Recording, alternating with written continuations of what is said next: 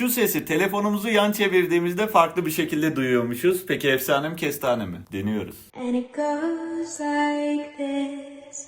We'll get in your car and you'll lean to kiss me. We talk for hours and lie on the backseat. Uh-huh, uh-huh, mm-hmm, uh-huh, uh-huh.